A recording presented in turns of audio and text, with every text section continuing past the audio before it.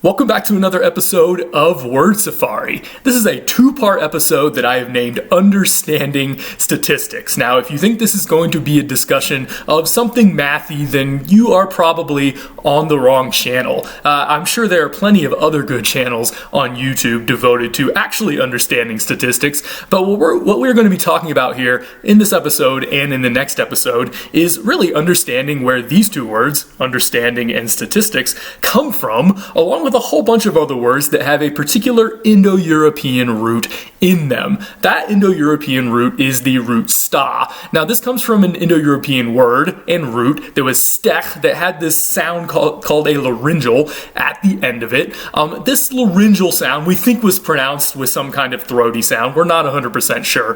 Regardless, that sound used to be there, but then it eventually fell out in all of the daughter languages. It is no longer pronounced in any Indo-European language today. However, it did leave a footprint. It changed the E to an A, and then it lengthened the A. So the form of this root in most Indo-European languages, by the time they were written down, even several thousand years ago, is sta with a long A. The meaning of this root was something about standing. It could mean to stand, like I'm standing here. It could mean to set down. You set something down, you establish it. It could mean to set something up, like you're building something because you're standing it in a particular place. And all of those things have something to do with being firm in a particular place or making something else firm. So that's the semantic scope of this particular root, and it really encompasses quite a few ideas and ultimately quite a few words that we have in English today, because ultimately this root sta left its footprint all over the Indo-European language family, which means that there are many languages from all over the world that have descendants of this root sta in them. Since in English we've borrowed a lot of terms from languages all over the world, whether Indo-European or not, we have reflexes, in other words, daughters of this root sta in English from a number of different sources. So let's get started looking at some of these words that we have in English today from the root sta. And we're going to start with some words that are from our native Germanic inheritance. English is a Germanic language. It descends from the language we know as Proto-Germanic, which was probably spoken around 2,500 years ago, and that in turn was a descendant of Proto-Indo-European. So these words that we have in Germanic were not borrowed from somebody else, from some other language, but rather they are part of our native inheritance as English speakers. The most obvious cognate we have is actually a word that we use to define this root on the last slide, and that is stand. Stand just comes from this root sta with a little bit of a suffix added, but of course it still fundamentally means the same thing as the root sta did thousands and thousands of years ago in Proto-Indo-European. So that one's obvious, but let's keep going. How about standard? You can see stand right there at the beginning of standard with an extra suffix added to it. The original meaning of standard was the idea of some kind of flag or thing that you set up or establish in battle to maybe rally your troops around or to show what your side is or whatever. So that's the original meaning of standard, but then ultimately it came to mean the measure by which things are judged. If something is a standard size, then it's the normal size because that's what you're judging it by ultimately. So once something has been established, you can measure it by that thing or judge it by that standard. This is sort of similar to another root that we have looked at on this channel, the root reg, which can mean to make straight, but also has a lot of connotations of judgment of right. Right comes from the root reg, and wrong. So I'll put a link up here if you want to go back and revisit those episodes because they overlap a little bit with the meaning of the word standard. Getting back to the root sta, what other words do we have in Germanic, rather in English, that we have inherited straight from our Germanic past that come from the root sta? Well, stem, if you think about it, this makes sense. What is a stem? It is the stand for a plant. It is a thing that sets a plant up and makes it straight and firm. So that makes sense. Another word we have in English from our Germanic past that comes from this root sta is simply stead. we use the word stead every once in a while. It's not the most common word in English today. It means like a place or a spot for standing. Oftentimes it's used in some kind of compound with other words, like a homestead is a particular place that you set up your home. That's all a homestead means. However, we use the word stead in other compounds that are far more common, so I don't know about you, but I don't use the word stead very much, but I do use the word instead all the time. Instead has stead in it. It's just made up of two parts, in and stead, which really just means in place of. When something is standing in for something else, then it is instead of that other thing. And an adjective that we get from the word stead that I also use a lot more than just the word stead is steady. If something is steady, it's fixed in place, it's not moving, it's standing still, it's established. And again, all of those words right here come from stead, which ultimately comes from sta. A couple of words that have to do with ships, at least originally had to do with ships. One word is steer. Obviously, we can steer a lot of things today, but the original meaning of this would have mostly been referring to ships. So the original meaning of steer was to steady a ship. In other words, you're trying to get it to stand in the way that you want and then go in the way that you want. Because when you're trying to steer a ship, it's really about getting it to point in the right direction so that when the wind blows, prior to the advent of engines, it would go in the right direction. So that actually makes sense when you think of how ships have worked for most of human history. Where is the part of the ship that the rudder or other steering equipment might be located? It's located in the stern, which would have just been the stern. It's the steering part of the ship. So we know this as the back of a ship, but ultimately that's where the word stern comes from. By the way, there are other meanings of steer and stern in English. A steer can be, for instance, some kind of cattle, and stern can be like firm in the sense of maybe angry. Neither of those words actually come from this root, and they just happen to look like these two words. So just an interesting note there.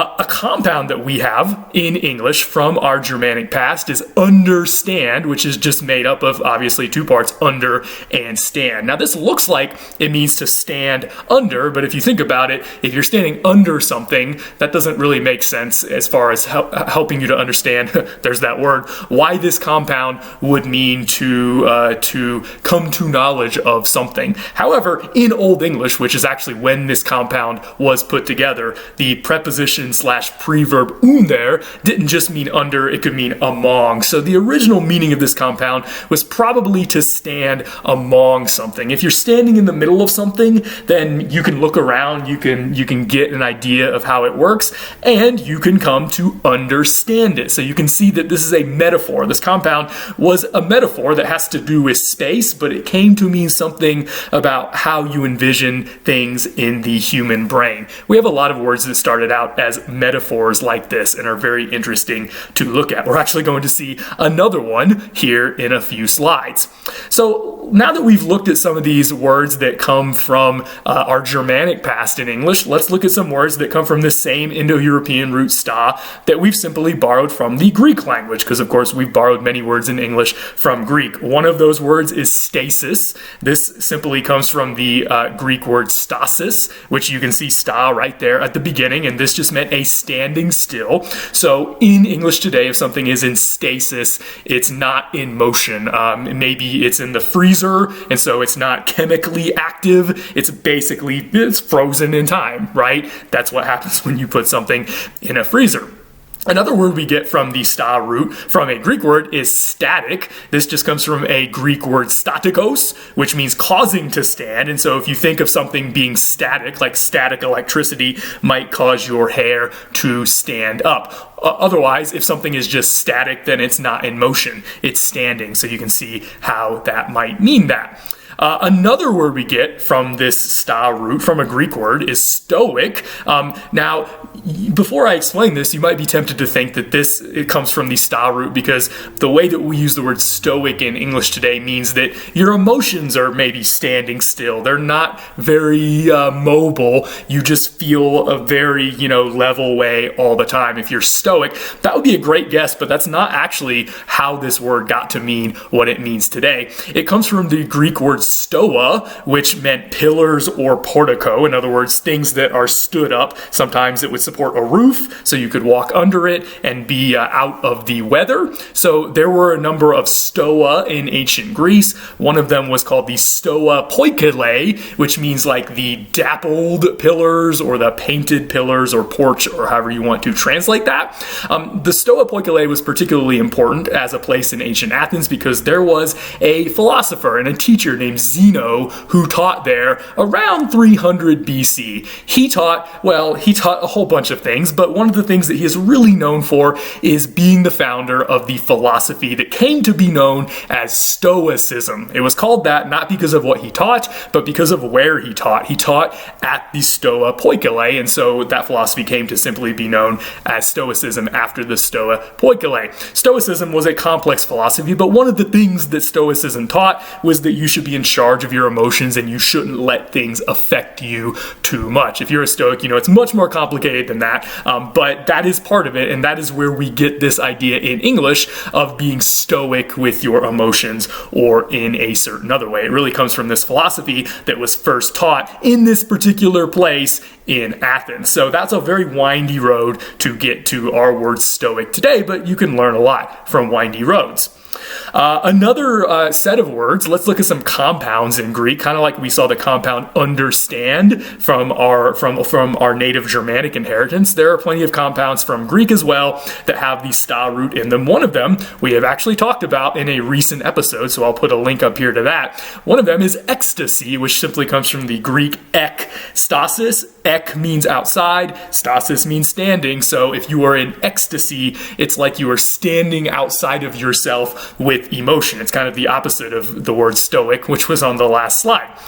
What about apostasy? Apostasy is from the Greek apostasis, so it simply has a different prefix. That prefix apo means from or away from, so an apostasis is a standing away from it. And so you're moving away from something, you're trying to put some distance between you and something. And the way that this gets used, at least today, apostasy is that you are standing away from or maybe seceding from a former belief or culture, or even often religion that you were a part of. An apostate is someone who is guilty of apostasy. So that's where we get that from. Some more compounds that come from the Greek root sta. System comes from syn stema. The N has gone away between the Y and the S, but that is the original compound. Syn means together, like synchrony means at the same time. So syn stema just means a standing together.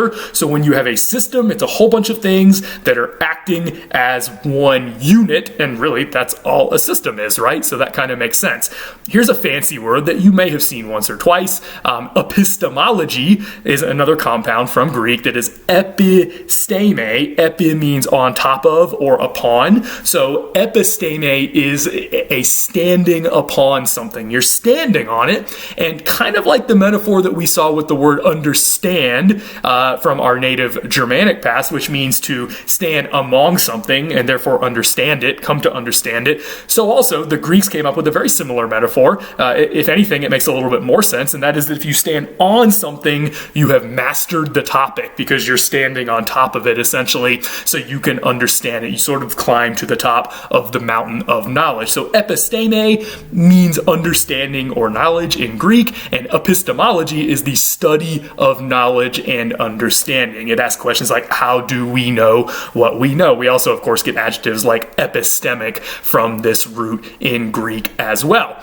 We're going to talk about one word that comes from another branch of the Indo-European family that is from Central and South Asia. That is the Indo-Iranian branch. As you can probably tell from the name, Indo-Iranian languages are spoken in India and Iran and several points in between.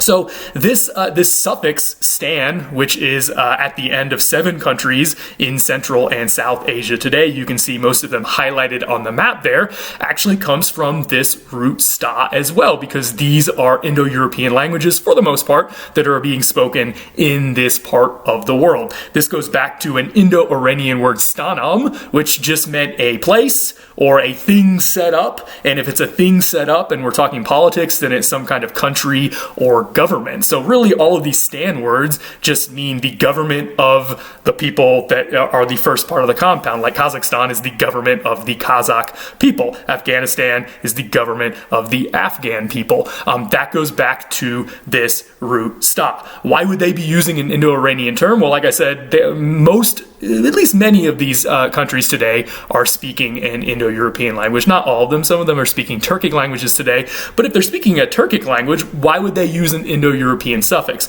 Well, as it turns out, Indo-European languages have been spoken in this part of the world for thousands of years, and they have a lot of cultural background, and people sort of use these terms because of that cultural background. This cultural background goes all the way back to the Old Persian period, when the Persian Empire was really the first major empire to push into this area that we today call Central Asia. The Persians conquered a lot of this, and the Persians were speaking, again, Old Persian, which was an Iranian language from the Indo-Iranian subgroup of the Indo-European language family. So they're the ones who actually introduced a lot of this vocab, like this stand word or suffix, to this part of the world, and it still gets used to this very day, long after the Persian Empire as such is gone.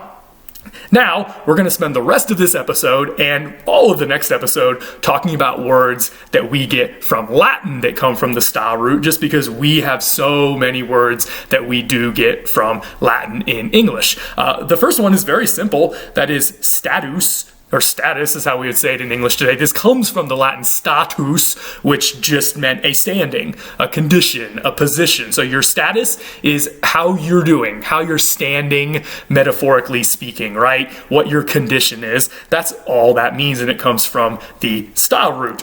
Another word that comes from the sta root through Latin into English today is the word state. Now, of course, French is a descendant of Latin, and we get a lot of words from Latin through French. This happens to be one of them. The old French word was estat. Today in French it's état, E-T-A-T, so you might recognize it more like that if you know about modern French, but this is the old French that, as you can see, looks a little bit more like Latin than the modern French word does, which is not unusual. One thing you might notice in French here is that they added an E to the start of the word. This is because in many of the Western European Romance languages like French and Spanish, they came to be uncomfortable saying a st compound at the beginning of a word, and so they added an E to the front of it to make the S and the T be in different syllables. S dot, which essentially made it easier for them to say. So we're going to see this in a number of different words where that compound gets broken up by the addition of an E at the start of the word, even though it wasn't there in Latin. And then sometimes when it gets borrowed into English, we just take that E back off. So we say state and not estate. But if you're wondering about estate, hold your horses. We're going to get there very soon. So estat in French just comes from this Latin word status that we were just talking about on the last slide here.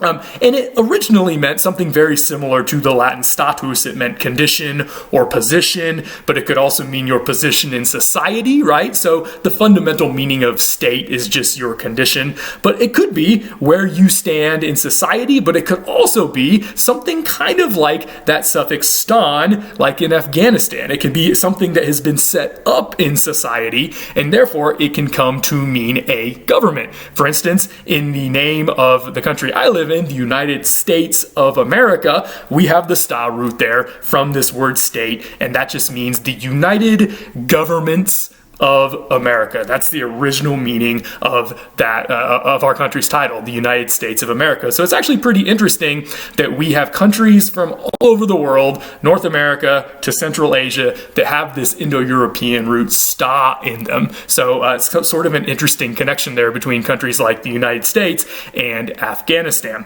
Okay, so a state can be a government, right? Or it can just be a state that you're in, but it all goes back to this idea of standing or something being established or stood in a particular place. What about that word estate that I mentioned a minute or two ago that actually keeps the E on the front? It doesn't chop that E off. We borrowed that as well. So we borrowed both state and estate from this old French word estat. this went in a slightly different direction semantically. So an estate is not necessarily a government, it's not necessarily the condition that you find yourself in at a particular time, but rather it's just the things that belong to someone. So again, this is a sort of specialized meaning of this original Latin word status. Then that evolved to mean your land or your property, which is really how we use the word estate in English today, but it ultimately does come from this same word and this same root. What about statistics? Obviously, statistics has this stat at the beginning. This was a fairly recent coining in the past 200 years, but it goes back to this sta root in Latin. Statistics just means the study of states. And in this case, it's probably not states like governments, but it's states like conditions. It's states like, why are things the way they are? So statistics tries to study this by looking at the data and looking at the mathematics, which again, I remind you, there are plenty of other good YouTube channels that are not Word Safari that will tell you more about that. But now that we've gotten to this slide, you can understand where the word statistics comes from. Let's talk about a word like stage. A word like stage ultimately comes from the sta root in Latin as well, but it, kind of like the word estate, has clearly passed through French because it has been changed a little bit. This comes from the old French word estage, which was like the story of a building or a raised platform. It could be either one of those, and the reason it could be either one of those is that old French word comes from the Latin word staticum, which meant a place for standing. So if you think about it, the story of a building is a place for standing, right? And then a raised platform, perhaps in front of a crowd, is also a place for standing. This explains the two meanings of the word stage in English today. It can be a stop in an ascent toward a goal, right? So a stage in a journey is a place for standing and maybe catching your breath before you move on. But a stage is also where, for instance, a band performs when you go to a concert, because it's a place for them to stand in front of the crowd. And those both go back to this Latin word staticum, which just means a place for standing, from the sta root, which means to stand. What about statue? This one's pretty obvious. This comes from the Latin word statua, which really just means a thing that is standing or a thing that has been set up. That's really all a statue is, right? What about the word stature? Stature comes from the Latin statura, which means height or size or standing, okay? It can be your literal height, like your stature if you're 6 feet tall or 2 meters tall or whatever you are. That's your stature, right? But it can also be figuratively your standing in society on the social ladder, right? So both of these things go back to the Latin word statura. What about station? A station comes from the Latin word statio, which again just means a place to stand, a post, a position. That's a station ultimately, and that's where that word comes from. We get an adjective from this, stationary. If you are stationary, then you are standing still. You are posted in a particular position and you are not moving. By the way, although I didn't put it on this slide, the other word stationary, that's spelled with an E, and it means paper that you write nice fancy letters on or whatever, ultimately also comes from this root because it was bought at particular stations, particular places that you would go to buy this particular kind of product. What about statute? Statute comes from the sta root as well. It comes from the Latin word statutum, which means a law or a decree, or really fundamentally it just means a thing that has been established. That's all a statute is. Just like a state is something like a government that has been set up politically, a statute is something that is set up within a government to try to rule the government.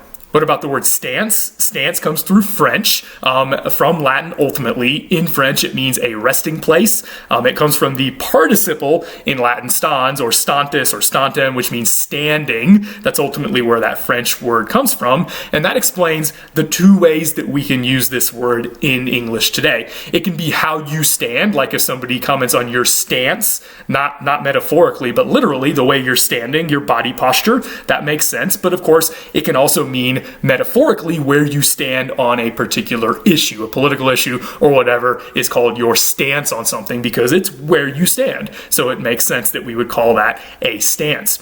What about the word stable? The word stable has an adjective and a noun form in English that both mean different things. They actually come from different Latin words, both of which come from the sta root in Indo-European. So if you think of the adjective stable, like if you are a stable person, for instance, that comes from the Latin stabilis, which means firm or fixed. It's standing in place. It's not going to move.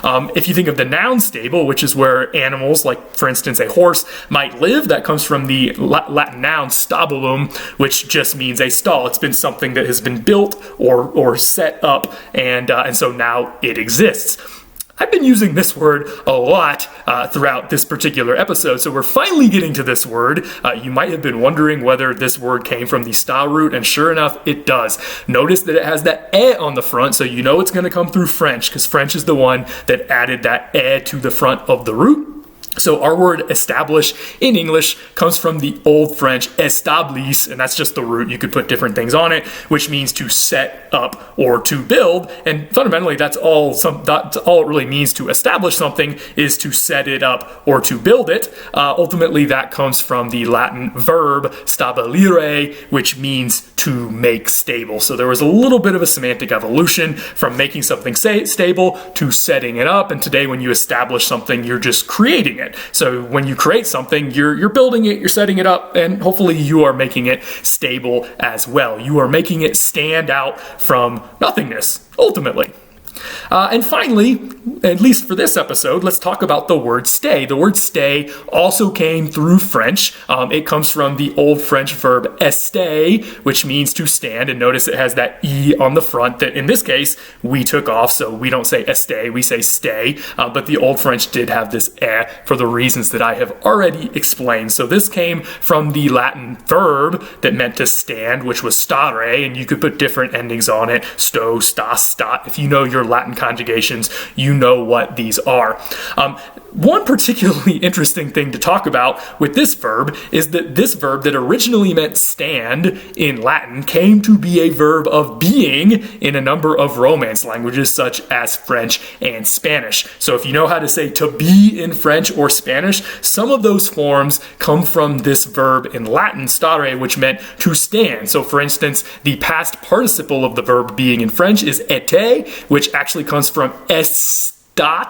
That was the original form of that, so you could originally see the sta in there better than you can today. This is how you say been in French, is with that word right there. And in Spanish, they actually made a whole verb out of this. Now, if you've ever learned Spanish, one of the most interesting things about Spanish to non-native learners, like I was at one point, is that Spanish has two verbs for to be. You can say ser or estar, and the difference between these verbs is that ser means to be in a more permanent sense, and estar means to be in a more temporary sense. The reason is that estar comes from the Latin verb stare, to stand, and so literally, at least etymologically, when you're talking about being in the temporary sense in Spanish, it means you are standing in a certain way, and of course, if you're standing somewhere, you can always move, and so you can see the temporariness in that form of being. It really means to be in a certain state, to use the word state, which of course also comes from this root sta